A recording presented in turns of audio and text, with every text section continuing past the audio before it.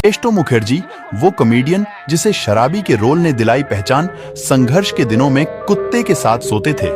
Bollywood industry का एक ऐसा कलाकार जिसने फिल्मों में रोल पाने के लिए कड़ा संघर्ष किया और अंततः दर्शकों ने उसे शराबी के किरदार में खूब पसंद किया।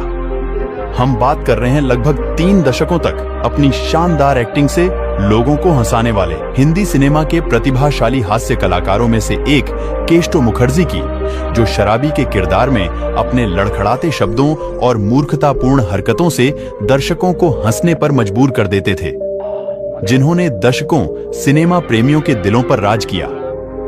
केस्टो ने बॉलीवुड में सफल होने से पहले काफी मुश्किल दिन गुजारे।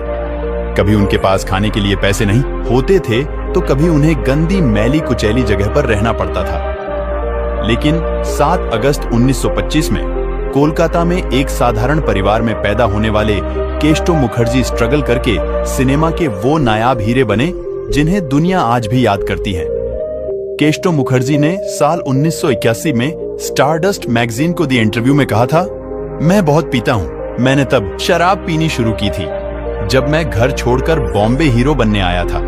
मैं रेलवे क्वार्टर में बने एक गंदे और मैले कुचैले कमरे में रहता था। वहां खाने के लिए कुछ नहीं था, बस पीने के लिए था। इसलिए मैं पीता था क्योंकि मैं फर्स्ट एडेड रहता था। मेरे पास कोई काम नहीं था।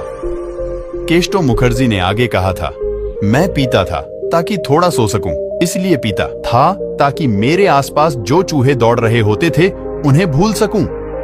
मेरे बराबर में ही कुत्ता सोता था। मैं टेंशन भुलाने के लिए पीता था।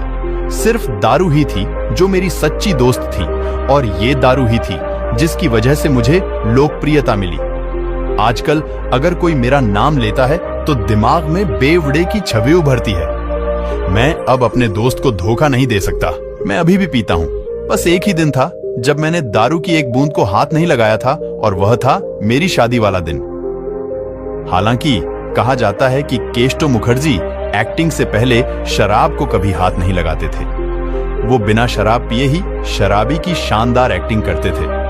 50 से 80 के दशक में केस्टो मुखर्जी ने तकरीबन 90 फिल्मों में काम किया। अधिकतर फिल्मों में उन्होंने शराबी का किरदार निभाया। केस्टो मुखर्जी ने अपने संघर्ष के दिनों में बिमल रॉय की फिल्म में काम पाने के लिए कुत्ते की एक्टिंग की थी, जो एक दिलचस्प किस्सा है। दरअसल एक्टर जब काम की तलाश में मुंबई आए तो उन्हें काम नहीं मिल रहा था। वह काम के लिए बिमल रॉय के पास गए, उनसे रिक्वेस्ट किया, मगर बिमल ने यह कहते हुए मना कर दिया कि उनके पास कोई काम नहीं, वह वहां से चले जाएं। लेकिन केस्टो वहां से हिलने को तैयार नहीं थे। तब बिमलदा ने गुस्से में केस्टो से कहा, एक रोल है कुत्ते का, क्या वह अदा करना चाहोगे? केस्टो को काम की सख्त जरूरत थी। उन्होंने फौरन हामी भर दी और बिमलदा को कुत्ता बनकर दिखाया और भौंकने लगे। फिर बिमलदा उनसे इतने प्रभावित हुए कि मुखर्जी को अपनी फिल्मों में काम दे दिया। केस्टो ने साल 1952 में फिल्म नागरिक से अपने करियर की शुरुआत की।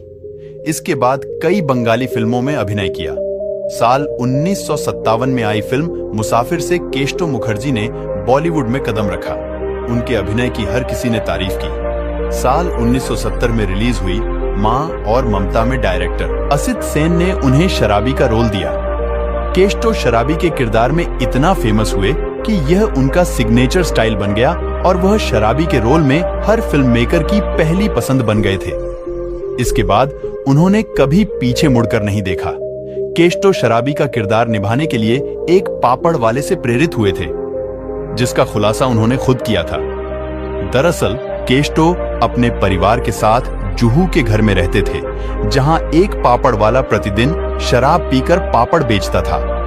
वो शराबी पापड़ वाला अपने अंदाज में लोगों को पापड़ खरीदने के लिए आवाज लगाता था। जब एक्टर को मां और ममता फिल्म में शराबी का रोल ऑफर हुआ तो उन्होंने उसी पापड़ वाले से प्रेरणा ली। उनकी एक्टिंग को दर्शकों ने खूब सराहा। केस्टो मुखर्जी और अमिताभ बच्चन की जोड़ी को खूब पसंद किया गया। उन्होंने अमिताभ के साथ जंजीर और गोलमाल जैसी ब्लॉकबस्टर फिल्में दी। साल 1981 में फिल्म खूबसूरत के लिए सर्वश्रेष्ठ हास्य कलाकार के रूप में फिल्म फेयर पुरस्कार जीता। इसके अलावा कई अवार्ड्स अपने नाम किए। फिल्म शोले में जेल के नाई के किरदार में उन्हें काफी पसंद किया गया। साल 1996 में रिलीज हुई आतंक उनकी आखिरी फिल्म थी। 2 मार्च 1982 को उन्होंने इस दुनिया से अलविदा कह दिया।